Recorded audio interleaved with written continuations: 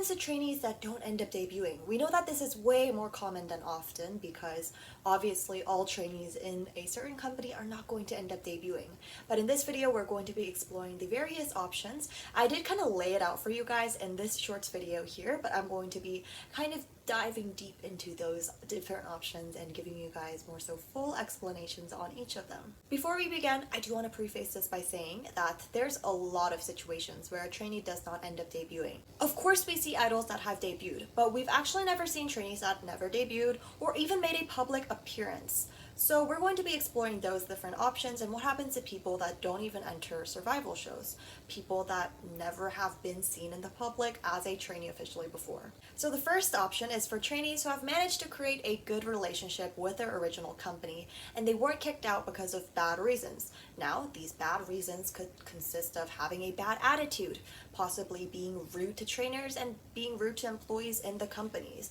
And there's so many different options, but if that's the case and you haven't been doing these bad things, you could definitely be introduced to another company that the original company has good affiliations with already. So as a counterexample, someone from SM, someone who trained in SM, would not be introduced to YG because technically they're competition with one another and they aren't certainly good companies that they have good affiliations with one another. Somewhat similar to this, one sublabel could move them to another sublabel. So one specific example would be from HYBE. So Minji, from what we know as now New Jeans member Minji, used to be a Source Music audition model. So like she was the face of the Source Music audition. But obviously now she is in Adore, so Source Music would have definitely been or sent her or introduced her to Adore. Because both of these companies are a sub-label under HYBE, Source Music could have given Minji, that sounds really weird, I know, but like, let's just, I don't know how to treat it, but like, Source Music sent Minji to Adore because these are the two possibilities. Adore asked for a trainee from Source Music, or Source Music was like, hey, here we have a spare trainee that we didn't really use for Le Sserafim. I know I'm making it sound like they're like products, but that's kind of the entertainment industry for you. They do treat people like almost something that they can trade around with, which is something that we are going to get into a little bit later, but that could have totally happened and we don't know who asked for who, but those are the cases of trading companies within sublabel to sublabel. And number one could be classified as more of a less common option to find new companies because it's somewhat lucky to these trainees that they get another opportunity to join a new company that the original company had good affiliations with, and they're essentially being introduced to them, which means that you made a good connection and it's totally better than the other options that we're going to explore later on. So if we're talking about more so common situations, then it would more so be like, let's say you were in a big three company, then you would find another company that is a little bit smaller, that is easier somewhat to join. So an example of this would be Taeyeon, or she used to be a part of IZ*ONE, now a soloist. She used to be a part of JYP, but she left on her own like terms, I guess you could say, and she joined WM, which is definitely a smaller company than SM, and this really had no affiliations. This is just her starting from scratch and joining, which we will get into later. I keep saying that, but I promise you we will. Now the second option is more so of a darker option. It's called selling or trading trainees. I know what I talked about, trainees being treated as objects or materials, is the case where this is applied. And this is the honest but sad truth that most big companies do partake in. So a lot of big three companies will actually sell or trade their trainees to smaller companies that are looking for new trainees to be a part of their new group. And this is the case because a lot of the big three trainees already have that foundation of training that the smaller companies are looking for, because they're looking for a little bit more experience because they have a harder time trying to, I guess, train these trainees from scratch is mostly the case because big three companies obviously have more budgets to train these trainees. They've got more professional trainers that come in. And another reason why these companies partake in these selling or trading trainees is because they aren't simply what they're looking for right now. Let's say a big three company is trying to debut debut a group that is more so of a girl crush kind of concept. But this trainee that is really talented and they don't necessarily want to keep right now is more so of an innocent, kind of cute kind of concept to matching person. Then they might sell or trade this trainee to another company that are looking for this, if that makes sense. So really it's not that bad, but if you word it, it sounds really bad. And an example of this would be Ihori, and I'm sure you guys already know this because she is from the very popular group Finkel, but she used to be in SM Entertainment, and SM eventually sold or traded her off. We don't know which because that is something that's within these companies, but did that to DSP Media, and then she eventually debuted in DSP Media. So those are some real life examples of selling and trading. Now, another question that I might get is this kind of like old? Because Ihori was a really old example because when she debuted, it was like in the 2000s, or was it? I need to research this. Oh, it's 1998. Close enough, only 2 years off. But we could assume that this is a little bit more so outdated because there's probably going to be more human laws that are applied currently in the present.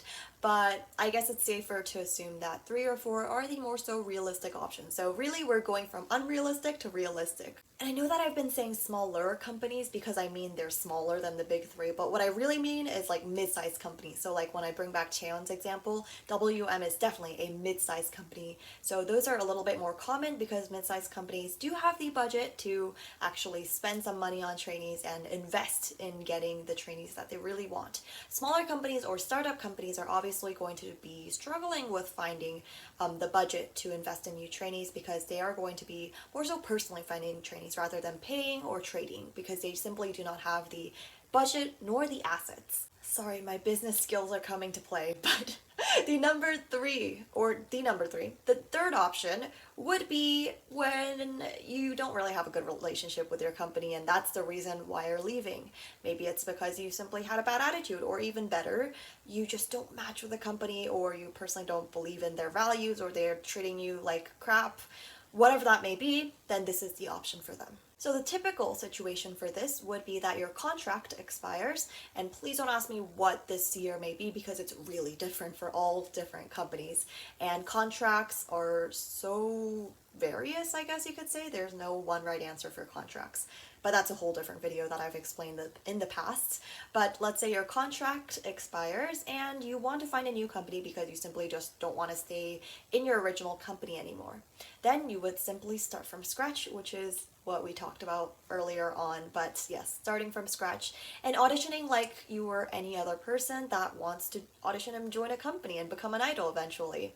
But I guess you could have more of an advantage because in your resume or in your introduction or even in Zoom meetings or actual offline auditions, you could say that you were a trainee in blah blah blah for how many years, and that would definitely give you an advantage because they're like, oh, so you do have some experience and there's a reason why that original company recruited you in that first place. However, the hard part of that is going to explain why you left that company or why you were kicked out, and you would have to be truthful here because they have that company that you're now auditioning for will have some knowledge of the company that you left. And even entertainment companies gossip around trainees, right? That's the real situation. It's just like how companies gossip about influencers and say, oh, this influencer was terrible to work with. Same thing goes for this. Different entertainment companies could back talk about trainees. If they are close, obviously this is different within all companies. And this is where you would have to be extremely careful here. If you were like, oh yeah, I got kicked out because I have a bad attitude and like they didn't like me, that would be the wrong thing to say. But I guess I don't know how I would lie around that, but the better option of saying whatever the reason you left would be, oh, I wasn't getting anywhere and I was looking for a fresh start. That's the mindset you want, right? But if you're lying about that, girl, I don't know, that's just up to you. Or dude. Number 4 is more so of a sad option, but actually really, really common. So most trainees kind of get fed up with the trainee life and they simply just don't want to become an idol anymore after all of the things that they went through. Simply put, if you spent somewhere between 5 years to a decade just training, you're gonna get sick of it. You could be. I mean, some people still want to continue and become an idol, which is where number 3 comes to play. But number 4 is more so for people who have given up on their career as an idol, which is really sad. But it's really the realistic case for a lot of people. And you'll see a lot of trainees that had public appearances before, but they never actually made it to an idol, give up and pursue something completely different. If this person is young, then they could definitely continue with their studies and pursue something else. But other people actually still pursue their dreams almost in the entertainment industry. And I feel like this is a little bit more common than going back to studies because the entertainment industry is something that they're used to and a little bit more knowledge on. So they could do acting, they could do modeling, they could do ads. I don't know. They could literally just become an influencer. They could make a TikTok account, which is actually what a lot of people are doing. Am I missing anything? Oh, they could also do like backup dancing, or perhaps join different shows, like, variety shows, and do dancing, singing, whatever that may be. So those are the various options of what would happen to people that don't end up debuting. There's a lot of different potential situations, which is why I wanted to list them out all today. And when people ask these questions, I can't seem to put it in like 1 or 2 sentences. I need to make a full video on it. So that's where it came from. Thank you so much for your questions. I always really appreciate them because they always give me inspiration as to what to create next. But if you have any other K-pop audition questions, leave them down below. But search before you ask them, because I've probably made a video on everything you could ever wonder. Not to flex or anything, but yeah, thank you so much for watching. And actually I have a question for you. And the question would be, what would be your step if you were a trainee and you didn't end up making it to the debut lineup and you want to leave that company? What would you do is the question of the day. So thanks for watching, and I'll see you guys in the next video. Bye bye.